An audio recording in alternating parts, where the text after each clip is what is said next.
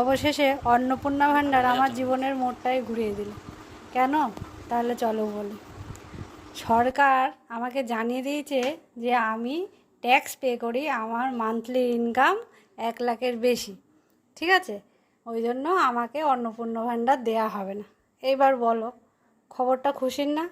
আমি যে এত বড় লোক তা আমি নিজেও জানি না, এই প্রথম জানতে পারলাম। সেই খুশিতে আজকে আমি বড় একটা লেবু কাটতে বসেছি। এত বড়লোক হওয়ার খুশিতে আমি আবার নিজের হাতটাই কেটে ফেলেছি। কি করবো বলো, মাথা ঠিক থাকে? তোমার কাছে যেতে হঠাৎ করে এত টাকার মালিক হয়ে যাও তুমি, মাথা কারোর ঠিক থাকে? আমারও সেই অবস্থা হয়েছে। তবে কি করলাম, হাত কেটেছে বলে কি সব বন্ধ হয়ে যাবে? যাই হোক, মেয়ে লেবুটা ছাড়িয়ে দিল, ভালো করে মেখে খেয়ে নিলাম। বড়লোক হয়েছি, একটু খুশি তো থাকতেই হবে, এত টাকা পয়সা সামলাতে হবে। যাই হোক, বিকালের ওয়েদারটা দেখো, একদম যারা অন্নপূর্ণা ভাণ্ডার পায়নি